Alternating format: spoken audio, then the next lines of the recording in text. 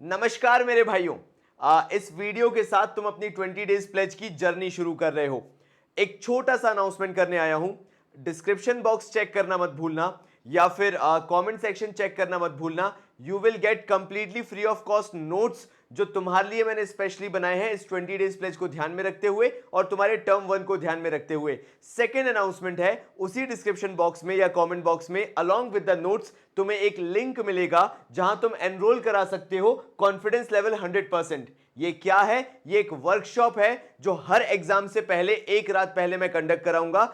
3 exams इसमें मैं cover करूंगा, accountancy, economics and business studies. यानी इनके एग्जाम से जस्ट एक रात पहले मैं तुम्हारे साथ 3 घंटे बैठूंगा, एक पेपर सॉल्व कराऊंगा और तुम्हारा कॉन्फिडेंस बिल्डअप करूंगा। ये जो कॉन्फिडेंस 100% की मैं वर्कशॉप लेने वाला हूं, इसके कुछ की फीचर्स भी तुम्हें बता देता हूं ताकि एक आइडिया लग जाए। मैं इस वर्कशॉप को 3 घंटे की रखूंगा, यानी तुम मेरे साथ एग्जाम से जस्ट एक रात पहले बैठोगे और मैं 3 घंटे तुम्हारे साथ पेपर डिस्कशन करूंगा। मेरा खुद का बनाया हुआ गेस्ट पेपर, अकाउंटेंसी का, इकोनॉमिक्स का एंड बिजनेस स्टडीज का, जस्ट उनके एग्जाम से एक रात पहले वो गेस्ट पेपर पूरा 3 घंटे अपन सॉल्व करेंगे बैठ के। देन ओएमआर शीट का डिस्कशन भी करूंगा, how you are going to solve OMR sheet, because वो अगर तुम्हें सॉल्व करना आ गई, प्रॉपर्ली अटेम्प्ट करना आ गया, कैसे टिक करना है, कैसे वो लिखना है, एबीसीडी ऑप्शन, एजर्शन रीजन को कैसे अटेम्प्ट करना है, बहुत सारे कॉम्प्लिकेशंस होंगे, वो मैं तुम्हारे एक रात पहले ही पूरे के पूरे डाउट सॉल्व कर दूंगा, सो दैट तुम एडवांस में प्रिपेयर हो एग्जाम से एक रात पहले कि तुम्हें पेपर कैसे अटेम्प्ट करना है। वहां जाके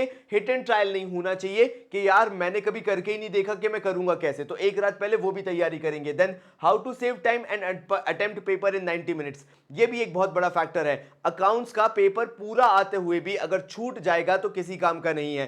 सो अपन यहां पे डिस्कस करेंगे कि कैसे अपन 90 मिनट्स के अंदर वो पूरा पेपर खत्म करके एटलीस्ट 10 मिनट्स का ब्रैकेट एक बार दोबारा पूरी ओएमआर शीट को देखने में लगा सकते हैं। And then how to overcome exam hall anxiety, क्योंकि तुम पहली बार ये टर्म 1 काइंड ऑफ थिंग दे रहे हो, एमसीक्यूज दे रहे हो, एजर्शन रीजंस या केस स्टडी बेस्ड क्वेश्चंस कर रहे हो, तुम्हारी एंजाइटी पीक लेवल पे आ सकती है, वो भी बहुत अचानक से। उसको कैसे कंट्रोल में रखना है, कैसे दोबारा अपना फोकस बनाना है, कैसे एग्जाम हॉल में वो फोकस लूज नहीं करना है, that means dos and don'ts in exam hall, वो सारी चीजें भी मैं इसके अंदर तुम्हें बताऊंगा, इस वर्कशॉप के अंदर बताऊंगा। This is for the very first time I am keeping this workshop. पहले मैं बहुत प्राइवेट लेवल पे रखा करता था, लेकिन अब मैं ये वर्कशॉप ओपनली यूट्यूब के स्टूडेंट्स के लिए भी रख रहा हूं। So if you want to join this workshop, description में लिंक है, मैंने कमेंट बॉक्स में भी पिन कर दिया है, यू कैन एनरोल और वहां से जब भी नोटिफिकेशन आएगा तुम्हें ये वर्कशॉप ज्वाइन करनी है।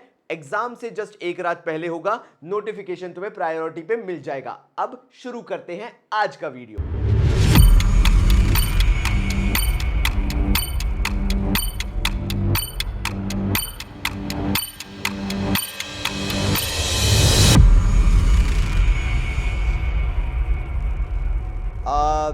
Not related to the video but let me tell you a very short story.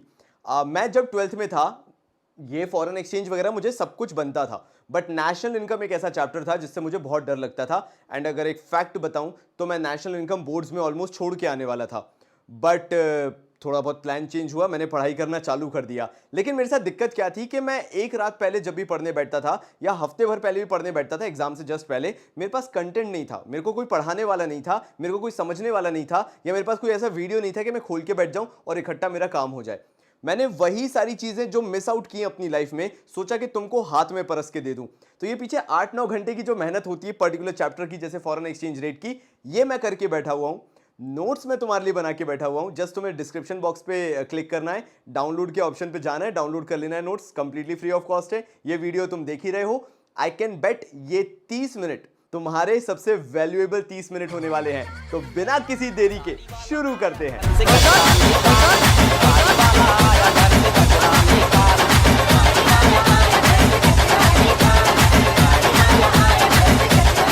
Let's start saving your time.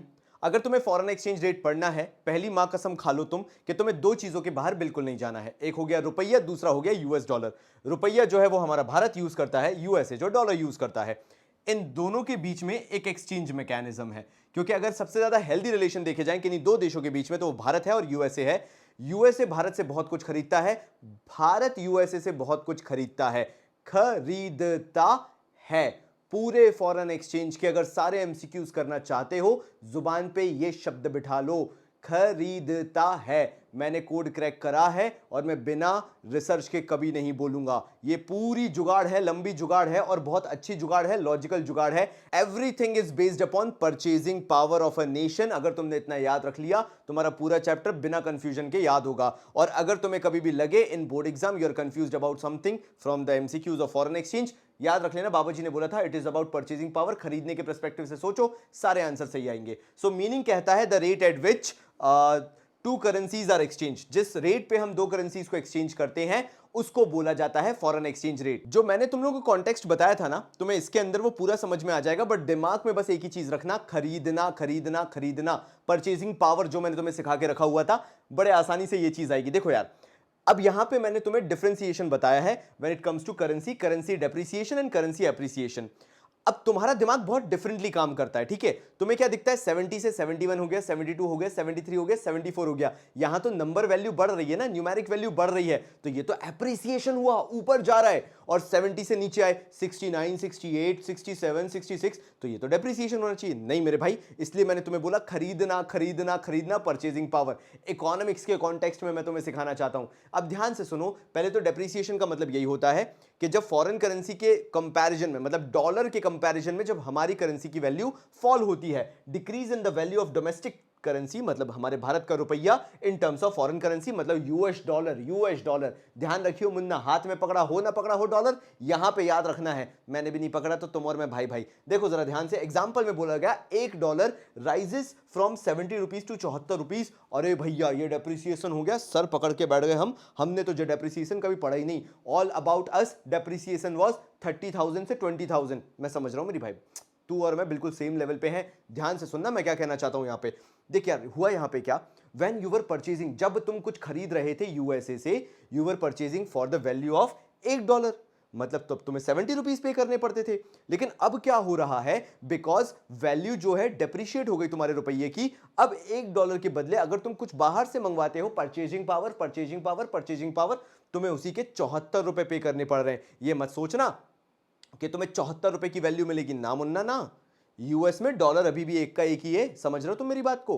तुम्हारे लोकल करेंसी की वैल्यू चेंज हो रही है, भारत की वैल्यू चेंज हो रही है। वो तो अभी भी $1 मांग रहे हैं, तब तुम $1 के बदले 70 रुपए पे करते थे, अब तुम $1 के बदले 74 रुपए पे कर रहे हो, 74 रुपीज पे कर रहे हो। बाकी चीजें जाए तेल लेने, तुम्हें एमसीक्यू करना है ना, बस यहां पे ये चीज ध्यान रखो। क्या बोला मैंने, $1 के बदले earlier you are paying 70, now you are paying 74, that means तुम्हारी करेंसी हो गई depreciate because you have to pay more, है ना। समझ रहे हो कि नहीं समझ रहे मेरी बात। तो ये मत बोला कि भैया ये तो सब बढ़िया ही चल रहा है ना, अच्छी बात तो है, अप्रिशिएट हो। तुम ही वो लोग हो, तुम ही वो लोग हो जिसके कारण पेट्रोल के दाम बढ़ रहे हैं। भाई 100 रुपए था, ठीक था, 117, 118, 120 रुपए हम पेट्रोल दे रहे हो। तुम बोले अच्छी अच्छी बात कहां से है भाई, समझो।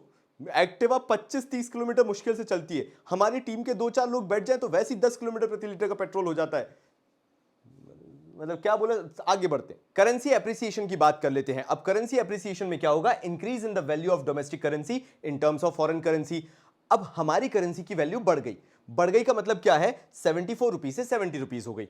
अब इसमें हमें कैसे फायदा है, फिर बात करो purchasing power purchasing power purchasing power.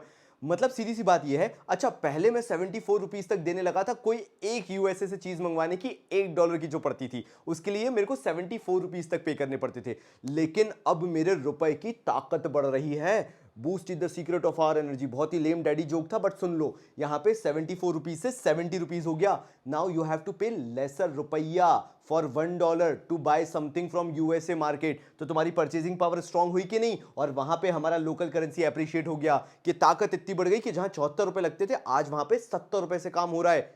बस आगे बढ़ते हैं। Effect of depreciation on domestic currency, very important topic जो तुमसे एमसीक्यूज में इनडायरेक्टली पूछा जाएगा, बल्कि ये तुम्हें टॉपिक शायद कहीं दिखे शायद कहीं ना दिखे। So effect of depreciation on domestic currency, पहला आता है इंक्रीज इन एक्सपोर्ट। देखो भाई सीधी सी बात है, मैंने तुम्हें बोला purchasing power purchasing power purchasing power. अब जो ये फिरंगी होते हैं ना, गुलाबी गुलाबी त्वचा वाले, ये क्या सोचेंगे, इनको लगेगा अच्छा अब हम इंडिया से जो 70 रुपए का सामान मंगवाते थे, अब क्योंकि डोमेस्टिक करेंसी भारत की हो गई है डेप्रिशिएट, मतलब $1 एक्सचेंज रेट बढ़ चुका है 70 से 74 रुपीज। मैं तुम्हें जस्ट पहले अभी बताते हुए आ रहा हूं। तो भारत की डोमेस्टिक करेंसी डेप्रिशिएट होने का मतलब now we can buy more from India for $1 because earlier we were used to have 70 rupees worth of goods, now we can purchase 74 rupees worth of goods. सीधी बात है, पहले एक फिरंगी $1 के बदले 70 रुपीस के गुड्स खरीदता था, अब वही फिरंगी $1 के बदले 74 रुपीस वर्थ के गुड्स खरीद सकता है भारत से। तो यानी बाहर से, फॉरेन से इंडिया के गुड्स की डिमांड भयंकर बढ़ जाएगी, because it is comparatively cheaper for them. USA में भारत के गुड्स चीपर हो चुके हैं। उस कॉन्टेक्स्ट में क्या होने लगेगा, हमारा जो एक्सपोर्ट है वो कंपैरेटिवली बढ़ जाएगा। Increase in export, fall in the value of domestic currency means with the same amount more goods can be purchased। सीधी सी बात यह है, क्योंकि हमारे डोमेस्टिक करेंसी की वैल्यू फॉल हुई है, उसके तहत ज्यादा गुड्स परचेज किए जा सकते हैं फॉरेन नेशन के थ्रू। मतलब यूएसए भाई साहब जो है वो हमसे ज्यादा गुड्स खरीदेंगे। अच्छा, डिक्रीज इन इंपोर्ट, इंपोर्ट क्यों डिक्रीज हो जाएगा? यूएसए का डॉलर वही का वही है, समझ जाओ, ऐसा का ऐसे ही खड़ा हुआ है। $1 मतलब $1, ना 1.1 हुआ है ना 1.2 हुआ है। तुम यहां कंफ्यूज हो सकते हो कि बाबा जी डॉलर में भी तो कोई चेंज आ रहा होगा। नहीं नहीं नहीं नहीं नहीं नहीं, I am always talking about domestic currency के साथ क्या हो रहा है, डोमेस्टिक करेंसी के साथ क्या हो रहा है। So you have to think about Baba ji is just talking about Indian rupees. अब यहां पे बोला गया डिक्रीज इन इंपोर्ट, हमने क्या बोला, effect of depreciation of domestic currency. Domestic currency depreciate हो गई, मतलब मैं अगर यहां पे लिखता हूं $1 इक्वल्स टू हो चुका है 74 रुपीज। कहां से चला था? 70 रुपए से चला था $1, और अब कहां पहुंच चुका है? 74 रुपीज पहुंच चुका है। इस चीज पे ध्यान दो। ऐसे केस में क्या हो जाएगा, हमारी परचेजिंग पावर, लोकल नेशन वाले, आधार कार्ड वाले लोग, मेरे भैया आधार कार्ड, राशन कार्ड वाले, हम जैसे लोग जो हैं वो फॉरेन नेशन से जो भी खरीद रहे थे, पहले जब हम $1 का खरीदते थे तो हमें 70 रुपए चुकाने पड़ते थे। बट नाउ हमारी परचेजिंग पावर डिक्रीज हो गई है, क्योंकि हमारी करेंसी 70 रुपए से कहां पहुंच गई? 74 रुपए। Now for each and every dollar we have to pay 74 rupees. तो ऐसे में अगर हम ज्यादा इंपोर्ट करेंगे तो मतलब हम महंगाई में खरीद रहे हैं, and that is the reason हमारे इंपोर्ट्स डिक्रीज हो जाएंगे, बिकॉज अब हमें बाहर का सामान 4 रुपए से एक्सपेंसिव पड़ने लगा है। और फाइनली हमने कोड क्रैक कर लिया है इंक्रीज इन नेशनल इनकम का। सीधी सी बात यह है, क्योंकि फिरंगी लोग ज्यादा इंटरेस्टेड होंगे to buy more and more and more goods from us, because उनके लिए अब चीपर पड़ रहे हैं। वो अब $1 में 74 रुपीज वर्थ के गुड्स खरीद सकते हैं हमसे। सो हमारे एक्सपोर्ट्स बढ़ जाएंगे, हम खरीदेंगे नहीं बिकॉज हमें बाहर के गुड्स ज्यादा एक्सपेंसिव पड़ रहे होंगे। सो इंपोर्ट्स विल फॉल, तो नेट एक्सपोर्ट्स कंपैरेटिवली बढ़ेंगे। ये हमारी नेशनल इनकम को भी बढ़ा देंगे। मैं बस यही करना चाहता था, और ये चेहरे की मेरी खुशी यही चीज बता रही है कि आई हैव अचीव्ड समथिंग, जिसके लिए मैंने ये पूरे नोट्स में 8-9 घंटे की स्ट्रगल की थी, with all the sample papers, all the MCQs जो सारे किए थे। आगे बढ़ते हैं। Finally increase in national income, मेरे चेहरे की खुशी बता रही है वो चीज के मुझे ऐसा लगता है कि तुम्हारे साथ कनेक्शन बैठ चुका है। देखो यार, एक्सपोर्ट विल इंक्रीज, सिंपल सी बात है, हमारी करेंसी डेप्रिसिएशन पे चल रही है। जो फिरंगी बैठे हुए थे, पहले उन्हें जो चीज 70 रुपए की मिल रही थी हमारे भारत से $1 के मुकाबले, अब उनको वही चीज 74 रुपीज वर्थ तक की मिल रही है। मतलब पहले वो $1 में भारत से जब खरीदते थे तो 70 रुपए का सामान खरीदते थे, अब वहीं पे वो $1 के बदले भारत से 74 रुपीज का सामान खरीद सकते हैं। तो फिरंगी देशों में भारत के गुड्स की डिमांड बढ़ जाएगी, बिकॉज हमारे भारत के गुड्स कंपैरेटिवली चीपर हैं, जिसके कारण अल्टीमेटली हमारा एक्सपोर्ट बढ़ जाएगा। नाउ इसका एक दूसरा रिएक्शन भी होगा कि हमारे इंपोर्ट्स फॉल हो जाएंगे। सिंपल रीजन बीइंग, क्योंकि जब हम कोई भी चीज फॉरेन से पहले खरीदते थे तो हमें $1 के मुकाबले 70 रुपए चुकाने पड़ते थे जब हम परचेज कर रहे थे। अब क्या हो गया है, हमें मिल वही चीज रही है same, but for the same thing now we have to spend 74 rupees. हमें ज्यादा पैसा देना पड़ रहा है। इसका मतलब ये नहीं कि उससे हमें ज्यादा गुड्स मिल जाएंगे। क्यों नहीं मिलेंगे? रीजन सुनो। बाहर तो अभी भी $1 की चीज $1 की है ना, उसमें तो कोई चेंज नहीं आया। लेकिन जब हमारी करेंसी बाहर पुश हो रही है डॉलर में कन्वर्ट होने के लिए, तो पर डॉलर जब हमारी 70 रुपीज जाते थे, अब हमारे कितने रुपए जाने लगे? 74 रुपीज जाने लगे। हमें 4 रुपए हर डॉलर पे ज्यादा पे करना पड़ रहा था। तो जब चीजें महंगे होने लगी बाहर से, तो हमारे जो इंपोर्ट हैं वो फॉल हो गए। अल्टीमेटली नेट एक्सपोर्ट बढ़ गया, इससे हमारी नेशनल इनकम बढ़ जाएगी। देखो यार मेरे भाइयों, शेर तुम यहां तक बनी चुके हो, मुझे तुम्हारा कॉन्फिडेंस लेवल यहां से अब इधर लेके जाना है, मतलब और लेवल पे इंप्रूव करना है। तो अगर ये वीडियो पसंद आ रहा हो ना, और मेरी मेहनत पसंद आ रही हो, तो पहली चीज डिस्क्रिप्शन से या कमेंट बॉक्स से ये नोट्स डाउनलोड कर लेना, फ्री ऑफ कॉस्ट है तुम्हारे लिए। दूसरी चीज, ये वीडियो को लाइक करके ना सब्सक्राइब जरूर कर देना, दिल खुश हो जाता है भाई का तुम्हारे। आगे बढ़ता हूं। Effect of appreciation of domestic currency, increase in imports. अब क्या होगा अगर एप्रिशिएट हो जाए? देखो, पहले तुम $1 की कोई भी चीज खरीद रहे थे तो से फॉर एन एग्जांपल तुम्हें 70 रुपए खर्च करने पड़ रहे थे, तुमने कहा okay no problems I will purchase, but यहां पे क्या हुआ मेरे भाइयों, तस्वीर पलट गई, जज्बात पलट गए और अब तुम्हें सिर्फ 66 रुपीज देने पड़ते थे कोई भी चीज खरीदने के लिए, बिकॉज तुम्हारी करेंसी हो गई एप्रिशिएट। मैंने तुम्हें बहुत क्लियरली बोला ये एप्रिसिएशन की बात बता रहा हूं। तो जब तुम्हारी करेंसी एप्रिशिएट हो गई, अब वही डॉलर की चीज, जब $1 की चीज तुम खरीद रहे हो, instead of paying 70 rupees a dollar you are just paying 66 rupees a dollar. तुम्हारे 4 रुपए सेव हो रहे हैं पर डॉलर जब भी तुम कोई चीज खरीद रहे हो। तो ऐसे केस में क्या करोगे, तुम फिरंगियों से ज्यादा मंगवाओगे, you will increase the imports, तो तुम्हारे इंपोर्ट्स बढ़ जाएंगे, यानी rise in the price of domestic currency. अगर हमारी करेंसी अप्रिशिएट होती है, राइज इन द प्राइस मतलब उल्टा चक्र जाना, ठीक है, ये मत सोचना राइज इन द प्राइस मतलब जैसे पेट्रोल के दाम ऐसे बढ़ते हैं तो ये भी ऐसे ही बढ़ेगा, नहीं, 71 से उल्टी गिनती चालू होगी। तो rise in the price of domestic currency means now 1 rupee can be exchange for more dollars, मतलब अपन 1 रुपए से ज्यादा डॉलर्स ले सकते हैं। वो मैं समझा चुका हूं कैसे, डॉलर को खरीदना अब सस्ता हो चुका है, पहले डॉलर के बदले 70 रुपीज महंगा था, अब तुम्हारे लिए सस्ता हो चुका है। तो यहां पे भी वही लिखा हुआ है, डिक्रीज इन एक्सपोर्ट, एक्सपोर्ट कम हो जाएंगे। पता है क्यों, क्योंकि फिरंगी क्या सोचेंगे, फिर से purchasing power purchasing power purchasing power. फिरंगियों का भी दिमाग वैसे ही चलता है, बिल्कुल बोलते हैं ना, अगर 1 रुपए की 2 पान पराग आती है तभी मजा आता है, एक की 1 पान पराग आए कोई नहीं खरीदता है। तुम्हें पता हो तो पता नहीं, जोक वैसा है जो पुराने जमाने में पान पराग खाते थे। पान पराग नहीं होता था, वो पान की गोली होती थी। I am not so sorry, don't eat Pan Parag, it's very bad for health. हाँ भाई, तो डिक्रीज इन एक्सपोर्ट क्यों होगा, सुनो जरा ध्यान से।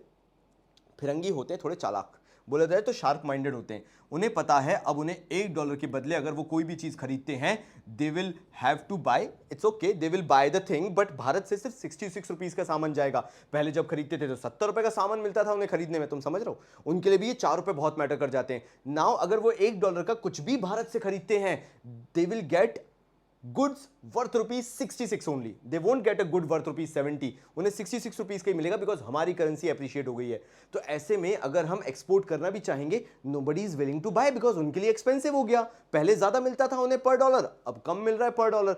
ऐसे में क्या होगा, एक्सपोर्ट्स कंपैरेटिवली कम हो जाएंगे। तो मेरे भाइयों फाइनली इसका भी तुम्हें आंसर पता चल गया कि इससे एप्रिसिएशन ऑफ करेंसी से, जबकि सब कुछ जाता अच्छा लग रहा है, भैया करेंसी एप्रिशिएट हो रही है, हमारा भारत दृढ़ हो रहा है, मजबूत हो रहा है, ताकतवर हो रहा है, but you know from inside it is bad for the nation, because अगर हमारी करेंसी अप्रिशिएट हो रही है तो हमारे इंपोर्ट्स बढ़ रहे हैं, क्योंकि बाहर से जो चीज खरीद रहे हैं वो हमें सस्ती पड़ रही है, और एक्सपोर्ट्स हमारे बंद होने चालू हो गए, डिक्रीज होने चालू हो गए, बिकॉज बाहर के लोगों को हमारे गुड्स महंगे लगने लग गए हैं।